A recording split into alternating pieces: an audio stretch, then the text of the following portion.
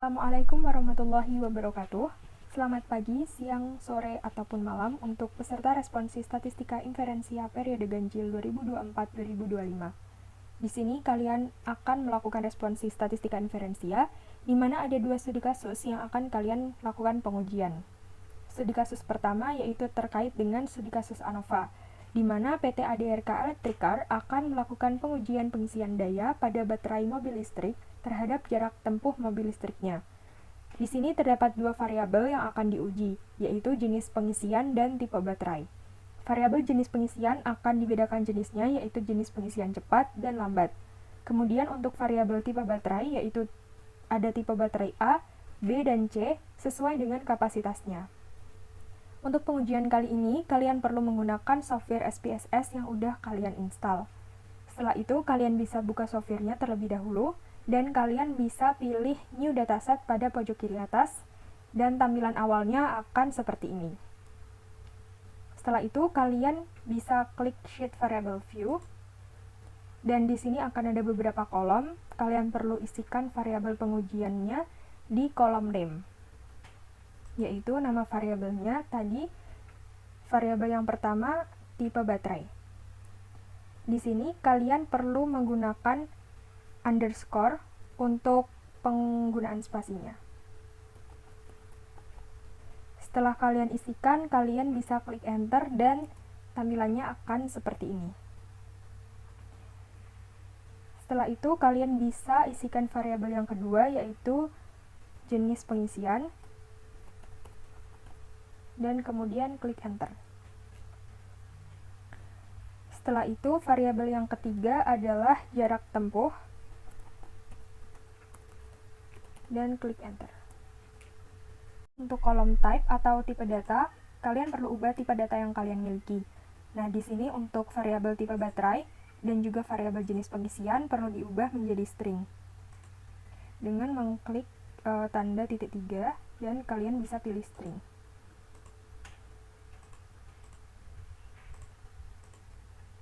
Namun untuk data jarak tempuh perlu diperhatikan type-nya tetap numerik. Selanjutnya, setelah mengubah type itu, kalian perlu mengubah measure-nya.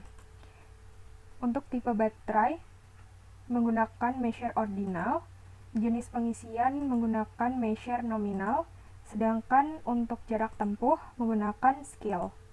Nah, setelah itu, dari ketiga variabel ini perlu diisikan value-nya. Karena tadi tipe baterai ada 3 jenis, jadi kalian bisa klik titik 3 yang warna biru yang tadi, dan kalian bisa isikan value-nya 1, kemudian labelnya A. Terus kalian bisa klik add, kemudian isikan value 2, labelnya B, klik add, dan yang terakhir C. Ketika sudah tertampil value variabelnya, bisa diklik OK. Sedangkan untuk jenis pengisian, karena ada dua, yaitu cepat sama lambat, perlu juga diisikan value-nya di sini. Yang pertama yaitu cepat, klik add. Yang kedua, lambat. Setelah tertampil keduanya, kemudian klik OK. Setelah udah adjust variabel-variabelnya, kita bisa masukkan data-data tiap variabel di sheet data view. Di sini akan tertampil variabel-variabel yang sudah kita buat tadi, dan data-datanya bisa di-copy aja dari Excel-nya. Kalian bisa buka file Excel yang udah diberikan. Di sini di bagian sheet ANOVA ada tabel sebelah kanan, kalian bisa kopas aja dari tipe baterai A sampai selesai. Dikopas, terus balik ke software SPSS, kalian bisa paste di sini. Nah, di sini kita udah punya 48 data, dan setelah itu kita bisa lakukan pengujiannya sebelum melakukan uji ANOVA. Nah, untuk uji pertama, kita perlu membuat residualnya terlebih dahulu. Caranya itu pilih Analyze, kemudian General Linear Model, kemudian pilih univariate. Kemudian masukkan variabel terikat. Di sini variabel terikatnya adalah jarak tempuh ke dependent variable dengan mengklik tanda panahnya. Kemudian masukkan variabel faktornya ke fixed vectors dengan mengklik tanda panahnya juga. Lalu untuk membuat residualnya, kalian bisa pilih save. Dan pada kolom residuals ini, kalian bisa centang unstandardized. Lalu, klik continue, kemudian klik OK. Nah, outputnya ini bisa di-minimize dulu. Dan di sini tertampil residual 1 seperti pada layar. Selanjutnya, data ini perlu diuji normalitas. Caranya, kalian bisa pilih analyze, kemudian pilih descriptive statistik, kemudian pilih explore. Nah, kemudian masukkan residual ini pada dependent list dengan klik tanda panahnya. Terus kalian bisa masukkan variabel faktornya pada factor list. Kemudian kalian pilih plots dan bisa di checklist bagian normality plots with test.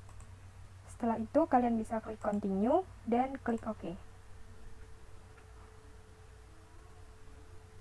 Nah, di sini di bagian sebelah kiri kalian bisa cari tulisan test of normality dan ini merupakan output dari uji normalitasnya. Nah, di sini ada output uji normalitas untuk tipe baterai dan di sini untuk jenis pengisian. Nah, kalian bisa perhatikan output test of normality ini dan hasil pada uji Shapiro-Wilk. Kenapa kita pakai Shapiro-Wilk? Karena jumlah data yang kita punya itu kurang dari 50. Nah, kalau data kita bisa lebih besar, kita bisa memperhatikan hasil uji Kolmogorov yang di sebelah kiri ini. Kita bisa melihat nilai signifikansi dari uji Shapiro-Wilk ini, di mana nilainya adalah 0,056 untuk pengisian cepat dan 0,082 untuk pengisian lambat. Dan kalian juga bisa perhatikan di test of normality untuk yang tipe baterai. Untuk signifikansinya masing-masing lebih dari 0,05 dan di jenis pengisian juga lebih dari 0,05. Maka keputusannya adalah H0 diterima, karena hasil signifikansi ini lebih besar dari tingkat signifikansi yang kita gunakan, yaitu 0,05. Artinya, data yang kita punya ini udah berdistribusi normal. Nah, kalau udah, kita bisa kembali ke pengerjaan SPSS-nya, dan kita bisa lakukan uji selanjutnya, yaitu uji homogenitas. Nah, caranya adalah kalian bisa pilih Analyze, pilih General Linear Model, dan pilih Univariate. Kemudian masukkan jarak tempuh ini di Dependent Variable untuk variabel tipe baterai dan jenis pengisian ke Fixed Vectors. Kemudian kalian bisa pilih Plots dan masukkan jenis pengisian ke Horizontal Axis, untuk variabel tipe baterai ke Separate Lines. Kemudian kalian bisa klik Add dan akan tertampil seperti ini. Nah, kemudian kalian bisa klik Continue, lalu kita bisa pilih Option, dan kalian bisa pilih Homogeneity Test di sebelah kanan ini. Kemudian kita bisa klik Continue dan klik OK. Muncul hasil ujinya. Nah, karena uji homogenitas ini pakai uji Levene, kita bisa pilih di sebelah kiri ini Levene test. Nah, di sini output uji homogenitasnya kita bisa perhatikan nilai signifikansi based on mean yang nilainya ini 0,214. Nilai signifikansi ini itu udah lebih dari 0,05, di mana 0,05 itu tadi nilai signifikansi yang kita tentukan. Maka keputusannya H0-nya diterima dan artinya variansi populasinya itu homogen. Karena datanya udah lolos kedua uji, kita bisa lakukan uji ANOVA. Nah, kita bisa kembali ke pengerjaan SPSS-nya, dan uji ANOVA ini caranya adalah kalian bisa klik Analyze, pilih General Linear Model dan Univariate. Kemudian di dependent variable ini kita bisa masukkan jarak tempuh, fixed features, kita bisa masukkan tipe baterai dan jenis pengisian. Kemudian kalian bisa klik EM-means ini, dan kalian bisa masukkan jenis pengisian, variabel jenis pengisian ke di display means for, kemudian variabel tipe baterai, dan kemudian variabel interaksi antara tipe baterai dan jenis pengisiannya. Kemudian kalian bisa klik continue dan bisa pilih post hoc ini. Kemudian kalian bisa masukkan variabel vectorsnya ini pada post hoc test for. Bisa klik tanda panah ini, dan pada kolom post hoc testnya ini kalian bisa pilih 2K test dan kemudian klik continue, klik OK. Nah, di sini udah tertampil outputnya. Nah, yang kalian perhatikan adalah yang output test of between subject effect, dan kalian bisa perhatikan nilai F hitung pada tipe baterai, jenis pengisian, dan juga interaksi antara keduanya. Selanjutnya dari output ini kita bisa membuka tabel F untuk membandingkan nilai F hitung dan juga F tabelnya. Kita bisa buka tabelnya di kelengkapan, dan kita bisa cari pada bagian 0,05 karena kita pakai signifikansinya 0,05. Dan kita bisa perhatikan untuk DF1 dan DF2 nya nilainya adalah 4,07 dan 3,22. Lalu nilai ini kita akan bandingkan output yang udah kita dapetin tadi. Nah, di sini kita udah punya output tipe baterai dengan DF-nya 2 atau degree of freedom-nya itu 2, dan nilai tabelnya tadi itu 3,22. Sedangkan untuk nilai F hitungnya itu 7,094. Artinya nilai F tabelnya itu lebih kecil dari nilai F hitung, maka keputusannya itu ditolak. Nah, artinya terdapat perbedaan rata-rata jarak tempuh terhadap faktor awal tipe baterai. Begitupun dengan variabel-variabel yang lainnya. Nah, setelah kita mengetahui hasil uji ANOVA ini, kita bisa melakukan uji pada studi kasus selanjutnya. Berikut merupakan studi kasus kedua terkait korelasi dan regresi. PT Kida Surya Energi merupakan perusahaan yang bergerak di bidang energi baru terbarukan atau EBT di Indonesia, khususnya energi surya. PT Kida Surya Energi menjadi perusahaan energi yang telah memasang ribuan sistem energi surya di seluruh Indonesia dan akan terus berkembang setiap tahunnya. Dengan pengalaman lebih dari 15 tahun di industri solar panel, PT Kida Surya Energi akan terus berkomitmen untuk berkontribusi mewujudkan net zero emission di tahun 2060. Dalam tujuan meningkatkan kualitas produk solar panelnya, tim Research and Development PT Kida Surya Energi melakukan penelitian dan pengembangan secara intensif, termasuk melakukan analisis terhadap pengaruh berbagai faktor lingkungan terhadap efisiensi sistem energi surya. Salah satu studi penting yang dilakukan oleh tim riset PT Kida Surya Energi adalah analisis hubungan antara intensitas cahaya matahari dan suhu lingkungan terhadap daya yang dihasilkan oleh sistem panel surya. Dalam penelitian ini, tim R&D mengumpulkan data dari berbagai lokasi di Indonesia dengan variasi kondisi iklim yang beragam. Data tersebut mencakup intensitas cahaya, suhu lingkungan, dan jumlah daya yang dihasilkan oleh panel surya di berbagai situasi. Untuk mencari korelasi tersebut, kita dapat menggunakan SPSS. Sini selanjutnya, kita buka dulu file SPSS-nya, kemudian klik Sheets Variable View untuk membuat variabel yang akan kita uji nanti. Yang pertama di sini ada intensitas cahaya. Kalian bisa gunakan underscore untuk spasinya. Kemudian ada suhu lingkungan. Dan yang ketiga ada daya. Selanjutnya kita ubah column measure untuk ketiga variabelnya menjadi scale. Selanjutnya kita berpindah ke data view. Nah, di sini akan tertampil tiga variabel yang telah kita masukkan sebelumnya. Dan untuk data-datanya dapat diakses pada file Excel yang telah diberikan. Di sini ada sheet kedua yaitu korelasi dan regresi. Datanya bisa kalian copy dulu. Kemudian kita masukkan ke sini. Jadi teman-teman juga perlu perhatikan apakah nilainya udah sesuai atau belum.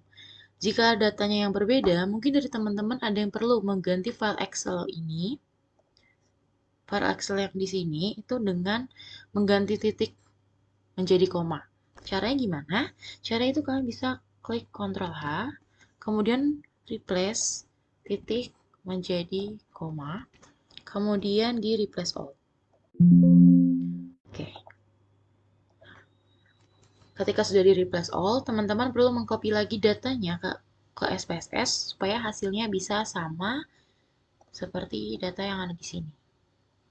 Untuk studi kasus korelasi dan regresi ini, kita perlu melakukan uji asumsi klasik.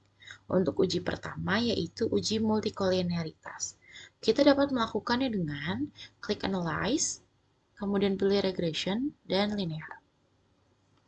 Di sini kita masukkan daya ke kolom dependent, intensitas cahaya dan suhu lingkungan ke kolom independent. Selanjutnya, klik statistik yang ada di sebelah kanan ini, kemudian centang collinearity diagnostic. Continue, lalu oke. Di sini akan muncul output yang baru. Yang kita perhatikan di sini adalah bagian koefisien. Nah, di sini nilai toleransinya adalah 0,979 dan ada nilai VIF atau variance inflation factor 1,022. Untuk nilai toleransi 0,979 ini, itu sudah lebih dari tingkat signifikansi yang kita gunakan, yaitu 0,05 atau 5%. Itu artinya tidak terjadi multikolinearitas antara variabel independen dalam model regresi. Sedangkan jika ditinjau dengan nilai FIF-nya, itu sudah kurang dari 10, artinya 0 diterima. Berarti tidak terjadi multikolinearitas antara variabel independennya. Setelah lulus dari uji multikolinearitas, kita dapat melakukan uji heteroskodastisitas. Outputnya dapat diminimize dulu dan kembali ke data view yang ada di SPSS. Yang pertama itu kita klik Analyze, Regression, lalu Linear. Di sini untuk dependent, kolom dependent itu ada daya, dan independent ada intensitas cahaya dan suhu lingkungan. Selanjutnya klik Save, kemudian centang Unstandardized pada residual, klik Continue, dan oke. Outputnya dapat diminimize dulu. Di sini akan tertampil nilai residualnya. Selanjutnya kita akan lakukan dengan klik Transform, Compute Variable. Di sini kita akan membuat absolute dari residual yang sudah kita buat tadi. Pada target variable kita ketik abs underscore res. Kemudian klik kolom numeric expression, lalu pilih all pada function group dan pilih abs yang di function and special variables ini. Kemudian klik tombol panah ke atas. Selanjutnya kita klik unstandardized residual yang ini ke kanan. Kemudian klik OK. Outputnya bisa diminimize dulu. Selanjutnya kita klik Analyze, kemudian Regression, Linear, Variabel dayanya kita keluarkan dari dependent, kemudian kita masukkan ABS underscore res-nya ke bagian dependent. Klik save, lalu kita hilangkan tanda centang pada unstandardized residual. Continue, lalu oke. Di sini kita perhatikan adalah di bagian koefisien. Kita perhatikan di bagian sini terdapat nilai signifikansi pada uji T. Terdapat nilai 0,772 untuk intensitas cahaya dan 0,399 untuk suhu lingkungan. Kedua nilai di sini sudah lebih dari tingkat signifikansi yang kita gunakan, yaitu 0,05 atau 5%. Itu artinya H0 diterima, yang artinya tidak terjadi heteroskedastisitas dalam model regresi. Artinya data yang kita miliki sudah homogen dan lolos uji heteroskedastisitas. Setelah itu, kita melakukan uji normalitas. Outputnya dapat diminimize dulu. Ya, dengan cara analyze, kemudian regression, lalu linear. Kita masukkan kembali untuk daya ke dependent. Jadi ABS kita keluarkan, dayanya kita masukkan ke dependent. Untuk independennya itu tetap intensitas cahaya dan suhu lingkungan. Kemudian klik save. Centang unstandardized residual. Continue. Lalu oke. Outputnya dapat diminimize dulu. Dari sini kita dapat melihat residual yang akan kita uji normalitasnya. Selanjutnya itu klik analyze. Descriptive statistic. Lalu explore. Input unstandardized residual yang paling terakhir ini ke bagian dependent, kemudian klik plots, lalu centang normality plots with test. Continue, lalu oke. Oke. Di sini muncul output, tertampil output uji normalitas yang sudah kita lakukan, di mana nilai signifikansinya adalah 0,916, yang artinya sudah lebih besar dari nilai signifikansi yang kita gunakan, yaitu 0,05. Artinya H0 diterima, yaitu nilai residual dalam model regresi sudah berdistribusi normal. Outputnya kita minimize karena kita akan melanjutkan ujian terakhir, yaitu uji autokorelasi. Dengan cara klik analyze, kemudian regression, linear. Untuk daya berada di kolom dependent dan intensitas cahaya dan suhu lingkungan itu berada di independent. Kemudian klik statistik yang di sebelah kanan ini. Pada residuals kita centang Durbin Watson-nya. Kemudian continue, lalu oke. Kita perhatikan di bagian model summary pada output Durbin Watson. Di sini nilainya adalah 1,953. Hasil ini akan kita bandingkan dengan tabel Durbin Watson yang sudah ada pada file kelengkapan yang telah dikirimkan. Bisa di search aja nanti di sini, itu Durbin Watson. Di sini tingkat signifikansi yang kita gunakan 5%. Untuk itu kita bisa lihat variabel yang kita gunakan juga ada 2, berarti K-nya 2. Kemudian N datanya itu ada 24. Berarti DU-nya adalah 1,5464. Kemudian kita bandingkan dengan hasil output yang kita miliki tadi. Di sini didapatkan bahwa nilai output yang kita miliki itu lebih besar dari DU, yaitu 1,5464, dan lebih kecil daripada 4 min DU, yaitu 2,4536, sehingga dapat disimpulkan bahwa H0 diterima, yang artinya tidak terdapat gejala autokorelasi pada model yang melibatkan variabel intensitas cahaya dan suhu lingkungan. Baik, setelah sudah melakukan uji asumsi klasik sebelumnya, dengan data yang sama, kita dapat melakukan uji korelasi. Untuk uji korelasi sendiri, yang kita perlu lakukan adalah pertama, mengklik Analyze, lalu pada Analyze kita bisa pencet Correlate, dan pada Correlate kita langsung klik Bivariate. Setelah sudah menunjukkan pop-up seperti ini, kita bisa memasukkan semua data yang ada ke kolom variabel dengan cara klik data, lalu klik panah ke kanan.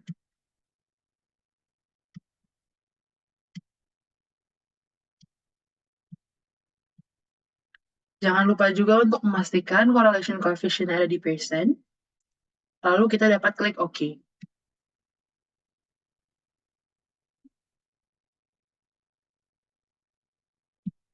Setelah kita klik OK, akan keluar output seperti berikut. Output ini menjelaskan tentang korelasi dari intensitas cahaya terhadap daya, suhu lingkungan terhadap daya, dan juga sebaliknya sudah ada semua di sini. Dan berdasarkan hasil ini, kita dapat menyimpulkan juga bahwa nilai koefisien korelasi Pearson menunjukkan angka 0,884 yang dapat dilihat di sini. Sehingga itu berarti memiliki tingkat korelasi yang kuat dan sifatnya berbanding lurus. Itu dapat dilihat di tabel di modul. Namun, kita juga bisa lihat saat kita meninjau dengan significant to tilt-nya, itu sebesar kurang dari 0,001, yang berarti jauh di bawah 0,05, yang berarti harus ditolak, yang mengartikan bahwa hubungan intensitas cahaya terhadap jumlah daya yang dihasilkan signifikan pula.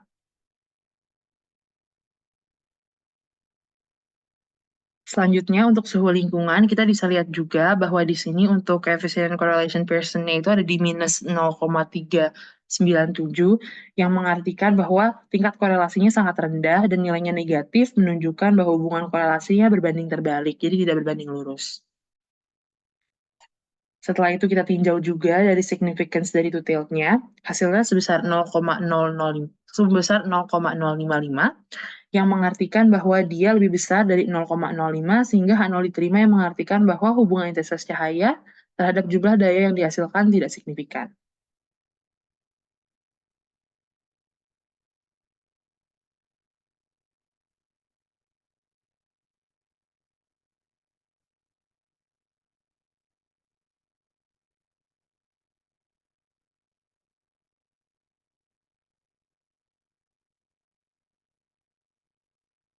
Setelah mendapatkan hasil seperti berikut, kita bisa save terlebih dahulu hasilnya dengan mengklik File, Save As, lalu dapat di-save dengan format nama, underscore name, underscore responsi SI 2024. Selanjutnya dapat di-save, dan kita dapat melanjutkan ke perhitungan. Setelah itu dapat kita lanjutkan kepada perhitungan regresi. Dalam perhitungan regresi ini, dapat kita mulai dengan membuat data baru. Nah, membuat data baru caranya itu dengan mengklik File, New, lalu kita klik Data, dan akan terbuka file baru seperti ini. Kita bisa langsung ke variabel View, dan untuk namanya kita namai X1, X2, dan Y.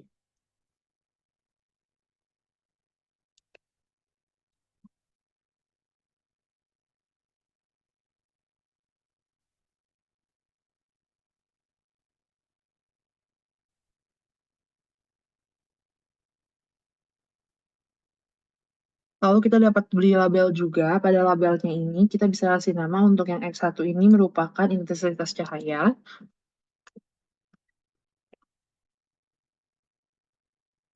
Untuk X2 dapat kita namai untuk suhu lingkungan.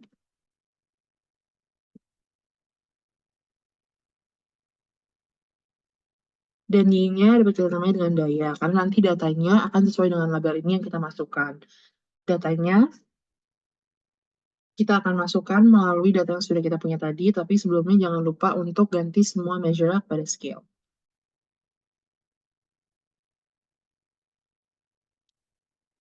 Kita bisa kembali ke data view, dan di data view ini kita akan memasukkan kembali data-data yang sudah ada.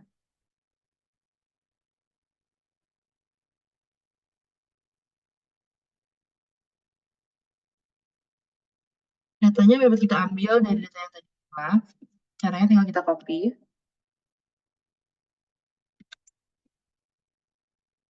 lalu kita paste dengan Ctrl V.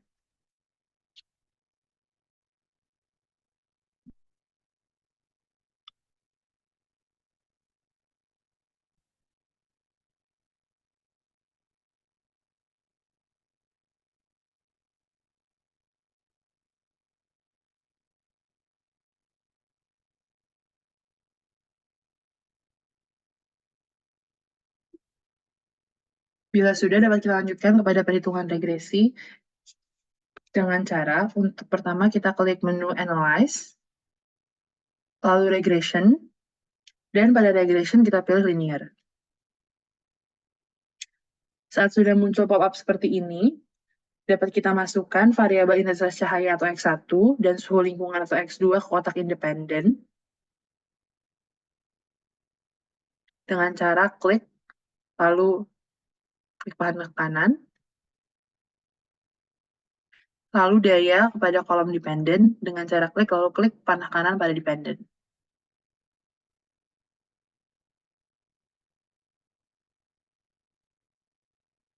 Dan pada bagian method, pilih Enter.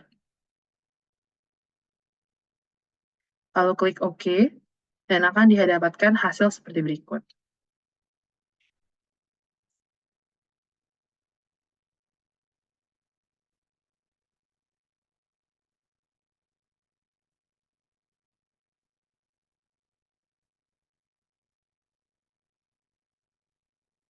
Sehingga dari data yang sudah kita dapatkan dengan pengolahan software SPSS didapatkan persamaan regresi linear berganda yaitu Y sama dengan 13,271. 13,271 dapat dilihat dari form coefficient di unstandardized B di constant ditambah 0,438 X1. 0,38 X1 dapat kita lihat juga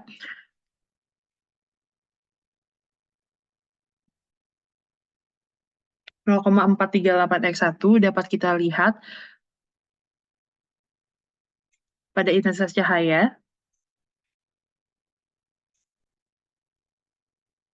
dan 0,360 X2. Itu dapat kita lihat juga di suhu lingkungan. Walaupun ini minus, itu dapat dimasukkan ke dalam rumusnya, jadi 13,271 tambah 0,43938 X1 dan minus 0.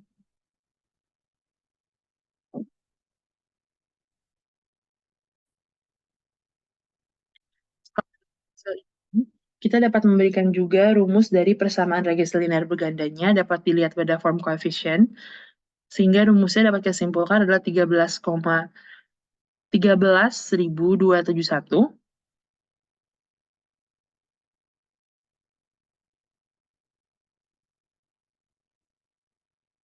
setelah masuk ke kita dapat menyimpulkan pula rumusnya, itu Y sama dengan 13,271.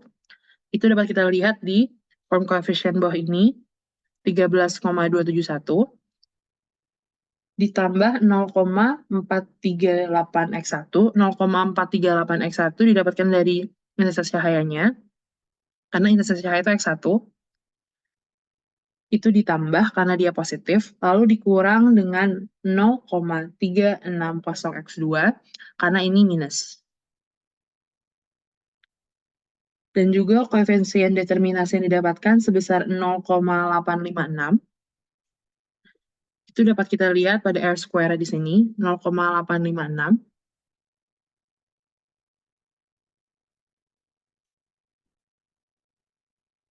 Yang berarti kemampuan variabel bebas dalam menjelaskan varians dari variabel terkaitnya sebesar 85,6%. Nah, F hitungnya yang didapatkan sebesar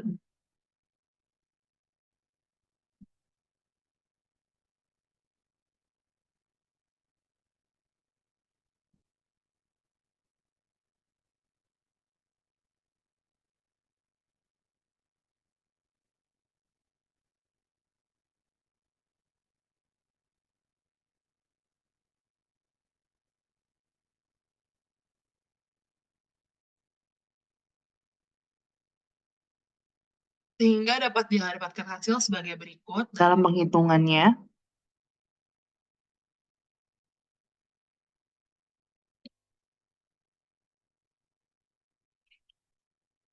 Penghitungan berikut dapat menyimpulkan bahwa untuk persamaan regresi linear bergandanya adalah Y sama dengan 13,271. 13,271 didapat dari sini, ditambah dengan 0,438 X1, karena intensitas cahaya X1 yang didapatkan dari sini, lalu dikurang dengan 0,360 X2, didapatkan dari sini. Kenapa dikurang? Karena koefisien dia berupa minus. Selanjutnya dapat kita lihat juga bahwa koefisien determinasi yang didapatkan sebesar 0,856, itu didapat dari S2 ya. Dan F hitung yang didapatkan sebesar 662,217. Itu didapatkan dari F-nya. Itu merupakan F hitungnya yang akan dibandingkan nanti dengan F tabel. Nah, karena F tabel kita dapatkan itu adalah F dengan alfa 0,05, karena tingkat signifikansinya 0,05, dengan K sama dengan 2, dan juga N min K-nya 22, maka kita dapatkan nilai F tabelnya itu adalah 3,44. Di mana nilai N-nya adalah banyak data dan K-nya adalah banyak variabel independennya. Tadi variabel independen kan ada dua, yaitu adalah si intensitas cahaya dan juga suhu lingkungan. Makanya N min K, tadi data kita 24, itu jadi N min K-nya sama dengan 22. Maka dapat disimpulkan juga, karena F hitungnya lebih besar daripada F tabel, H0 ditolak, sehingga dapat disimpulkan bahwa secara regresi linear bergandanya ini, jumlah pengaruh antara suhu lingkungan itu sangat berpengaruh besar dan juga intensitas cahaya sangat amat berpengaruh besar pada jumlah daya yang dihasilkan.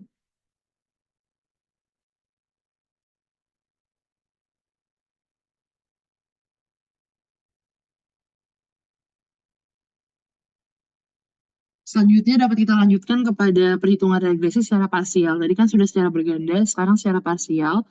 Kita pertama akan menghitung antara intensitas cahaya terhadap energi yang dihasilkan solar panelnya. Yang pertama untuk melakukannya kita perlu klik Analyze, lalu Regression, dan pada Regression kita masukkan Linear.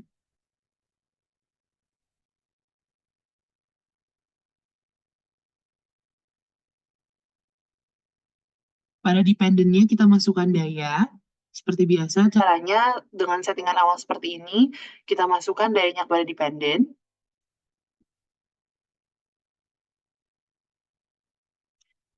Lalu karena kita mau menghitung intensitas cahaya terlebih dahulu, intensitas cahaya kita masukkan kepada blok independen. Di bagian method jangan lupa pilih Enter, lalu kita masukkan OK. Dan didapatkan hasil seperti berikut.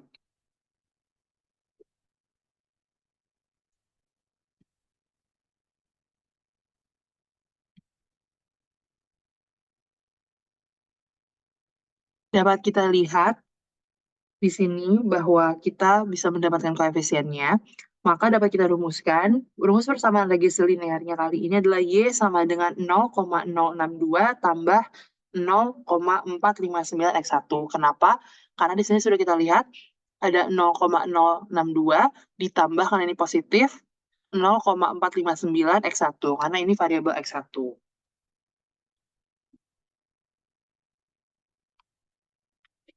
Lalu kita lihat juga di R-square-nya itu ada di 0,782, yang berarti kemampuan variabel bebas dalam menjelaskan variansi dari variabel terikatnya sebesar 78,2%. Sementara T hitung yang dapat di tabel itu dengan signifikansi sebesar 5% adalah 8,88. 8,88 didapatkan dari T hitung di sini. Lalu kita melihat di T-tabel, dengan T-tabel adalah alfa bagi 2, N min K min 1, atau P-nya itu sama dengan 0,025, karena tadi kita alfanya pakai 0,05. Kita bagi 2 jadi 0,025, dan untuk N-nya itu ada 2, lalu kita pakai 21 karena N min K min 1, yaitu N-nya itu jumlah datanya, yaitu 24 tadi, dikurang K, variabel independen ada 2, dikurang 1, yang merupakan rumus konstannya. Sehingga kita dapatkan hasil sebesar 2,080. Karena T hitungnya lebih besar daripada T tabel, maka H0-nya ditolak dan berarti terdapat pengaruh signifikan antara intensitas cahaya matahari dengan daya dihasilkan solar panel. Selanjutnya dapat kita lanjutkan dengan perhitungan regresi secara parsial terhadap suhu lingkungan dengan daya yang dihasilkan solar panel. Jadi tadi kita sudah melihat untuk intensitas cahaya. Sekarang kita pakai suhu lingkungan atau X2-nya. Caranya sama dengan klik analyze, regression, lalu linear. Tapi sekarang untuk independennya kita pakai suhu lingkungan.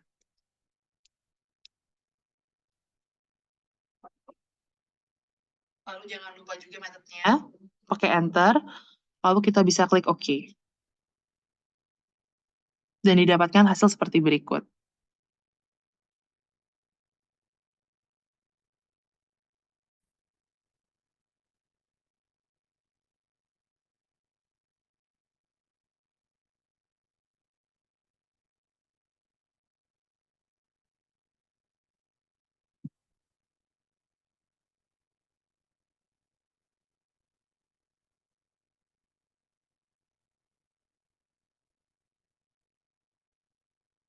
Setelah mendapatkan hasil seperti berikut, kita dapat melihat pula di bagian koefisiennya sehingga dapat dirumuskan bahwa persamaan regresi linear adalah Y sama dengan 63,949 didapat dari sini, dikurang dengan 0,521 dari X2-nya ini.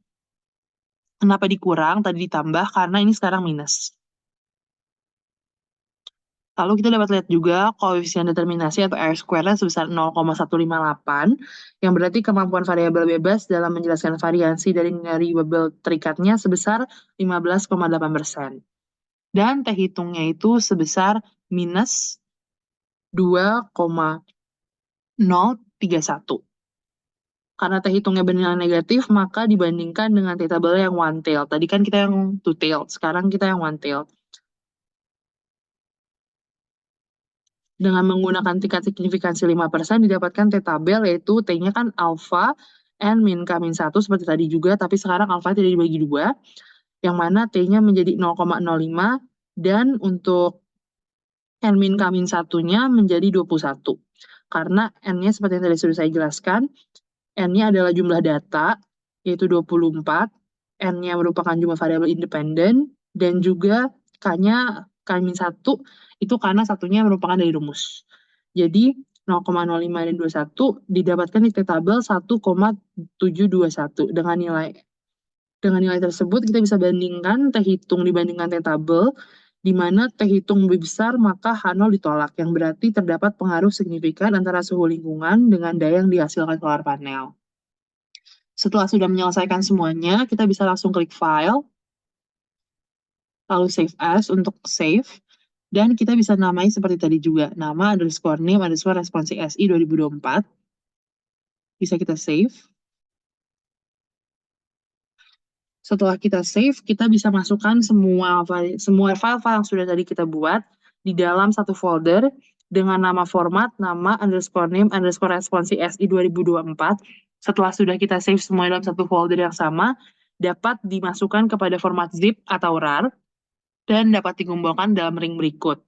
Setelah sudah memasukkan pada link berikut dan sudah memastikan itu dalam format zip atau RAR, maka praktikum di sini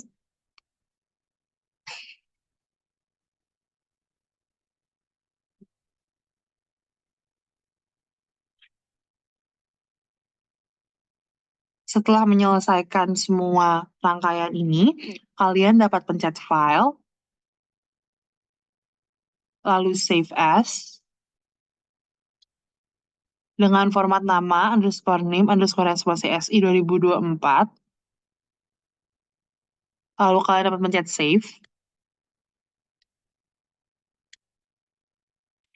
Setelah mencet save, masukkan semua file-file yang sudah kita kerjakan tadi ke dalam satu file folder besar dengan format nama underscore name underscore responsi SI 2024. Setelah itu, kalau kalian sudah save dalam satu folder, folder tersebut dapat diganti formatnya jadi RAR atau zip. Setelah sudah mengganti kepada format RAR atau zip, dapat dimasukkan kepada link responsi berikut ini untuk pengumpulan. Dan apabila sudah melakukan pengumpulan, maka responsi pada hari ini sudah selesai. Terima kasih banyak atas perhatiannya. Wassalamualaikum warahmatullahi wabarakatuh.